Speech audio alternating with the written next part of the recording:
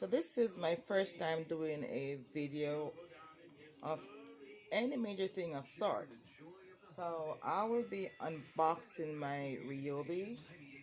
It's a 10-inch sliding compound miter saw. I am in the process of trying to get some cone molding done as a first time person going into anything that says carpentry.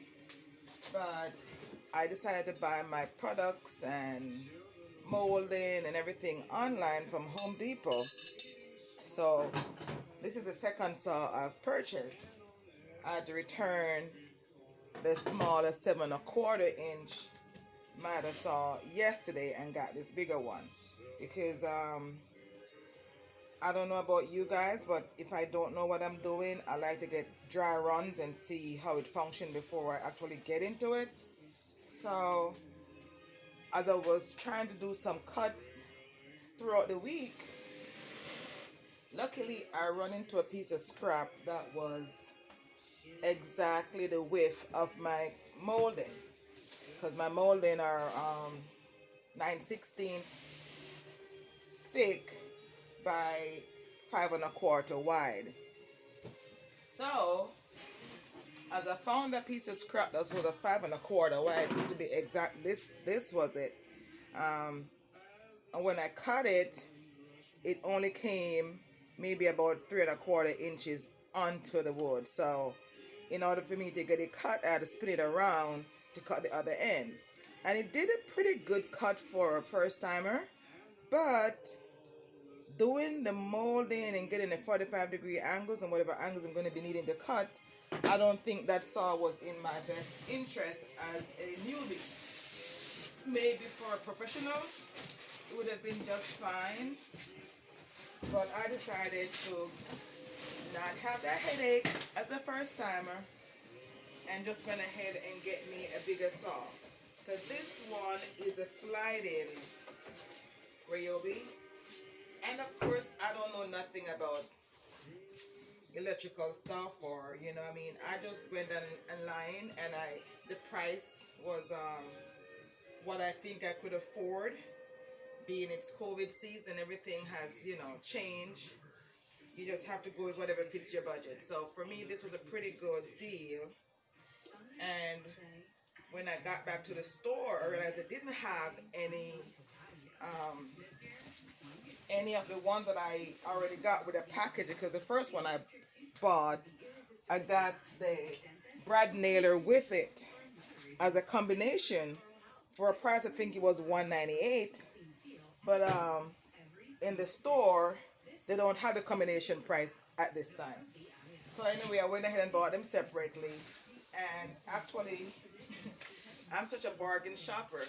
While I was in the store, I went online to see if there was any deal online as far as the size saw I wanted to get the brad nailer with it.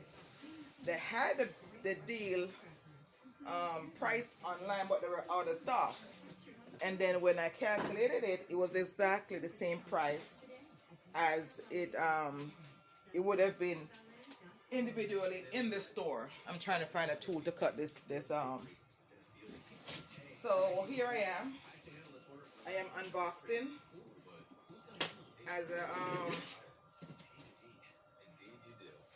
as a first time carpentress, as we would say back home. So I'm just trying to figure out how to get this thing cut. I like to keep my things new. When they're new, I like to keep them new, and I don't like scratches and all that kind of stuff, dents and stuff. I think I get on my husband's nerves sometimes because I'm a neat freak. I like things to be neat and clean and tidy all the time. So as you see me going around, I'm just trying to make sure that when I cut, I don't create scratches and stuff, because I want to keep it new as long as I can keep it new. That's just me. So I don't know if I'm strong enough to get this out by myself. The last one, my daughter helped me, but she is in the house on her online learning for today. And I just want to come out here and try to get this done by my lonesome self. But it looks big, but it's not that heavy. It looks like I'll be able to get it out myself. And yay! I got it out. Here we go. Alright, so as you can see, guys, this is a bigger saw. And I like it. I like the look of it. Nice and shiny. It will definitely cut into what I wanted to cut into. But let's see how we go from here. Because it slides, it will cover the entire 45-degree cut that I want to do from start to finish on the board. And as you see, I'm saving my box because when this saw is not being used, I would rather keep it in the box so it preserves it somewhat. Okay, so let me figure out how I need to get this piece of styrofoam out of the center so I can use it. The only thing I noticed with this one, because it's a bigger saw, is not battery operated like the smaller 7 1/4, which was kind of really nice for a female using it for the first time, to have some flexibility, not having to deal with the cord and all of that. But anyway, we're going to make it work. Here's our clamp. We're going to put our clamp in. I guess a clamp can be used on both sides. And I have been pretty much going to online schooling with my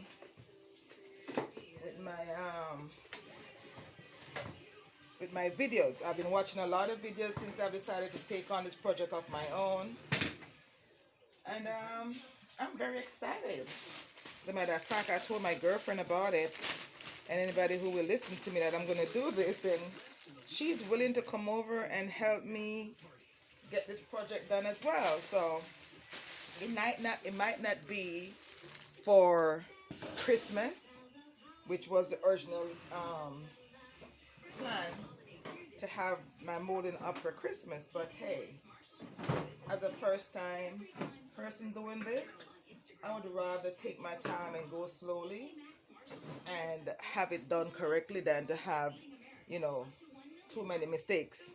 I know there are going to be some mistakes in the process, because what I have done is that I have bought 2 extra pieces of molding of each side, because what I'm planning doing, which is big-hearted for a first-timer, is to do a double crown. So I'm going to put the original crown up against the ceiling, and then below that I'm going to do a 2-inch, like a border around it. Being as a seamstress and a homemaker, wife, mother, registered nurse, I'm just a do-it-aller, if you call it that. So I'm going to take a pause into the video right now. I'm going to attach the saw to the stand, because I had bought a stand in the first purchase, and I figured it will work with the same stand. I just need to open it a little wider. So I don't want to waste your time to watch me struggle to do that. So let me get that, and I'll get back to you guys on the video. All right, thanks for watching.